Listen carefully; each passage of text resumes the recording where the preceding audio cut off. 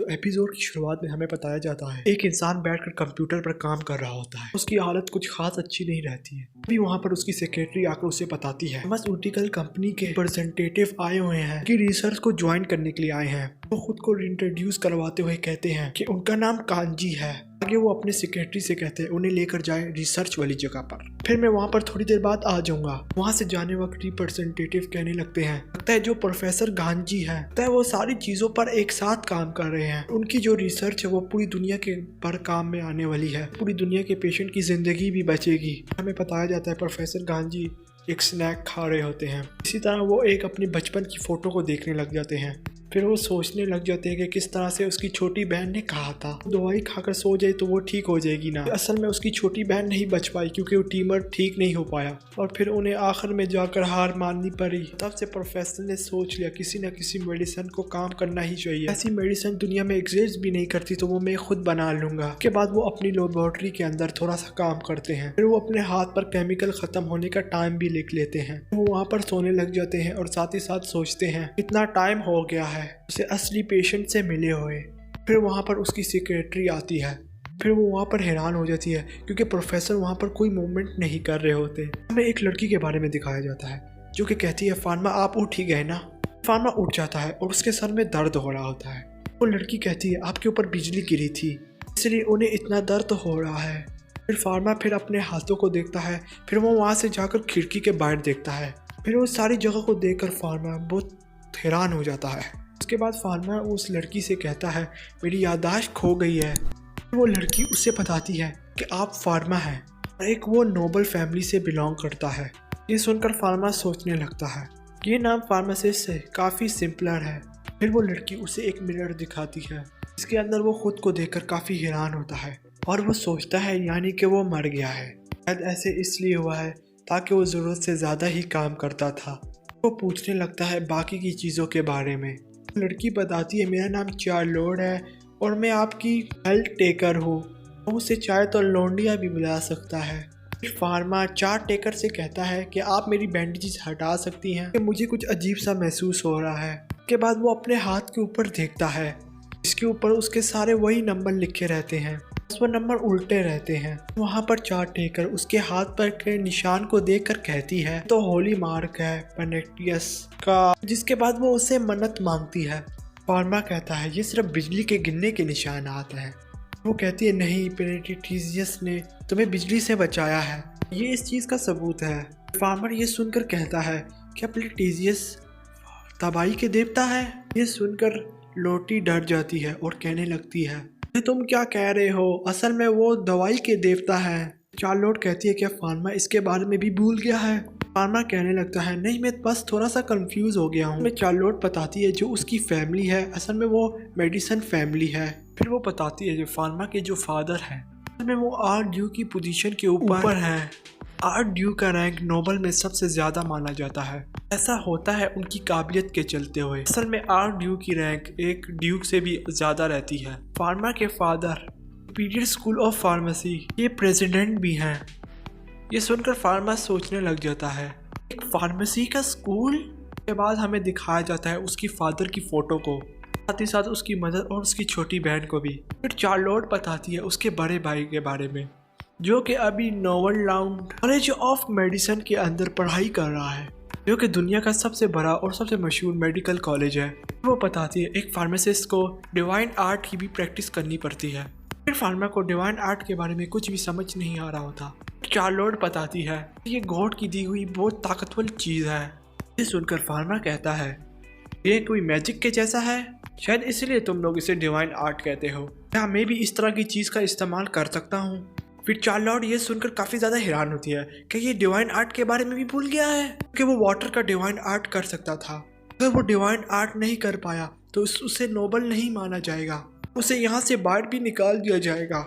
ये सुनकर फार्मा भी काफ़ी डर जाता है और वो कहता है मैं इसे याद करने की खूब कोशिश करूँगा। फिर वो अपने बेड पर लेकर याद करने लग जाता है। चार्लोट उसे बताती है डिवाइन आर्ट के लिए पानी के बारे में सोचना होगा। फार्मा उसे यूज़ करने के लिए वाटर स्ट्रक्चर के बारे में सोचता है और वो सोचता है कैसे दो हाइड्रोजन के एटम मिलकर एक ऑक्सीजन के एटम के साथ मिलकर सिंगल बॉन्ड बनाते हैं। साथ ही साथ वाटर के अंदर इलेक्ट्रिकल प्रॉपर्टी भी रहती है। मैं ये सब कुछ सोच रहा ही होता है, लेकिन उसके आसपास काफ़ी ज़्यादा पानी आ जाता है। इससे फार्मा थोड़ा डर जाता है और वो पानी को खिड़की से बाहर फेंक देता है। नीचे चार्लोट खड़ी होती है जो कि गार्डन को पानी दे रही होती है, लेकिन फार्मा ने उसका काम आसान कर दिया है। लेकिन फार्मा उसे फिर भी सॉरी कहने लगता है, इसकी वजह से वो पूरी गीली हो गई थी। वो सोचता है कि वो सच में इस तरह की चीजें कर सकता है। वो काफी ज्यादा अलग अलग एलिमेंट में बनाता है। तो उसका राइट हैंड काम कर रहा होता है चीजों को खत्म करने में, उसका लेफ्ट हैंड चीजें बनाने के लिए। लेकिन फार्मा तभी ऐसा कर सकता है जब उसे अपने केमिकल स्ट्रक्चर के बारे में पता हो। इसके बाद वहां पर आ जाती है चार्लोट और उसे कहने लगती है, आखिरकार तुम्हें अपना डिवाइन आर्ट याद आ ही गया। चार्लोट थोड़ा सा डर कर कहने लगती है, क्या फार्मा को सारी की सारी मेडिकल की नॉलेज याद भी है कि नहीं? इसके जो फादर है वो खाने के टाइम अक्सर ये सवालात पूछते हैं। मैं ये सुनकर थोड़ा सा डर जाता है। उसके बाद हमें दिखाया जाता है फार्मा एक बहुत बड़ी सी लाइब्रेरी के अंदर आया होता है। यहाँ पर वो किताब को पढ़ता है, लेकिन उसे कुछ चीज़ें याद रहती हैं कि असल में असली फार्मा की मेमोरी के अंदर रहती है। वो सोचने लग जाता है यहाँ की मेडिकल की चीज़ों के बारे में। उसकी पुरानी मेडिकल की चीज़ों से काफ़ी मुख्तलिफ होती हैं। हमें दिखाया जाता है सारे लोग बैठकर खाना खा रहे होते हैं। फार्मा अपने फादर के पास बैठा होता है। उसकी मदर और उसकी माँ अम्मी को उसकी काफ़ी ज़्यादा चिंता हो रही होती है, लेकिन वो दोनों काफ़ी खुश रहते हैं क्योंकि वो फार्मा इतनी जल्दी ठीक हो गया। उसके बाद उसकी छोटी बहन भी डिवाइन आर्ट का यूज़ करती है। सब देखकर फार्मा भी सोचने लग जाता है कि असली फार्मा की तरह ही जीना होगा। तभी फार्मा के फादर उससे पूछते हैं उसके हाथों के ऊपर जो जेल लगाया गया था वो किस चीज़ से बना था। फार्मा उसके सभी सवालों के जवाब दे देता है।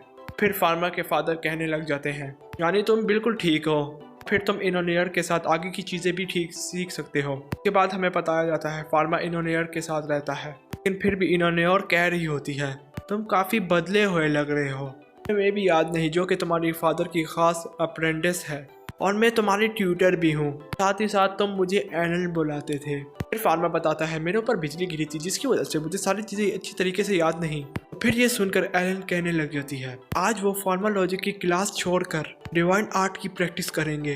फिर वो बताती है नोबल फैमिली के लोग ही डिवाइन आर्ट की प्रैक्टिस कर सकते हैं। हर एक इंसान के अपने ही गार्डियन गॉड रहते हैं, उनका डिवाइन आर्ट भी इस्तेमाल कर सकते हैं। उसके और उसके फादर और उसके ब्रदर के अपने TCC गार्डियन गॉड है। डिवाइन आर्ट के अंदर अलग ही तरह के 5 एट्रीब्यूट होते हैं, फायर, वाटर, एयर और अर्थ और नन भी। और इन सब एट्रीब्यूट को 2 अलग अलग तरीक़ों से बांधा जाता है, पॉजिटिव और नेगेटिव। फार्मा कहता है उसे 2 एट्रीब्यूट समझ में आ गए हैं, फायर और वाटर। फिर वो पूछते हैं आखिरकार नन का क्या मतलब है। फिर एलन बताती है नन का मतलब है नॉन स्टैंडर्ड एट्रीब्यूट। ये 300 सालों में भी किसी को नहीं दिखाई दिया है।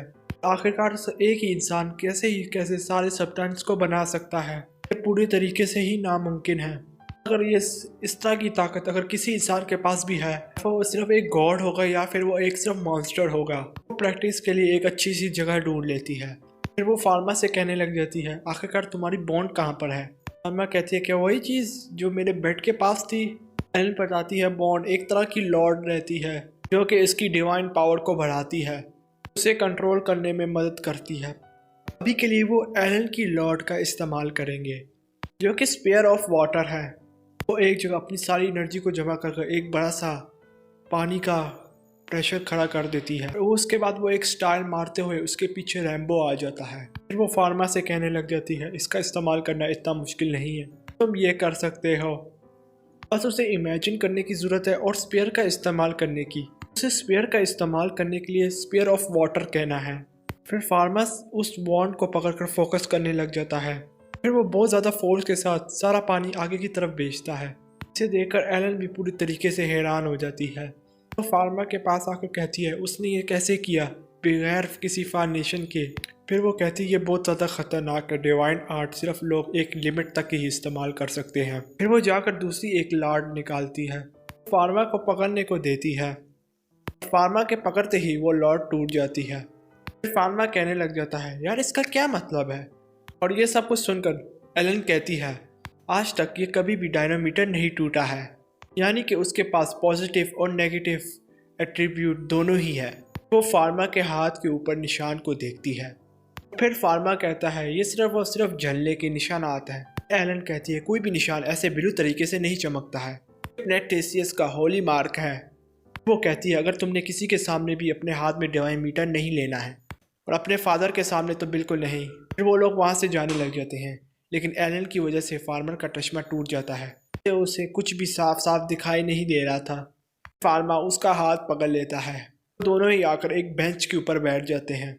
फिर फार्मर उससे बताने लग जाता है अगर उसके पास चश्मा नहीं है अपने हाथों की मदद से ही एक चश्मा बना ले। और फिर एलन भी वैसे ही करती है और उसे सब कुछ नज़र आने लग जाता है, जिससे वो हैरान रह जाती है। तभी फार्मर की आंखें भी ब्लू कलर से चमकने लग जाती हैं। उसे एलन के हाथ के पास कुछ नीला नीला दिखाई देता है। फिर एलन बताती है उसे सुबह के टाइम पर चोट लग गई थी। फार्मर कहने लग जाता है मुझे वो जगह ब्लू दिखाई दे रही है जिधर जिधर तुम्हें चोट लगी है। ऐसे ही उसे पता चल रहा है कि इस जख्म को कैसे ठीक करना है। वो वाइट कलर की होती जा रही है। क्या ये किसी तरह का डिवाइन आर्ट है? ये कहकर एलन कहती है एनेस्थीसिया की आंखें हर एक चोट का पता लगा सकती हैं और उनकी दवाइयाँ भी बना सकती हैं। ये असल में एनेस्थीसिया की डिवाइन आई है। तो कहने लग जाती है फार्मर की तो परछाई ही नहीं है। ये सब कुछ देखकर वो डर कर वहाँ से भाग जाती है। फिर फार्मर उसे रोकने की कोशिश करता है, लेकिन तब तक एलन वहाँ से भाग चुकी थी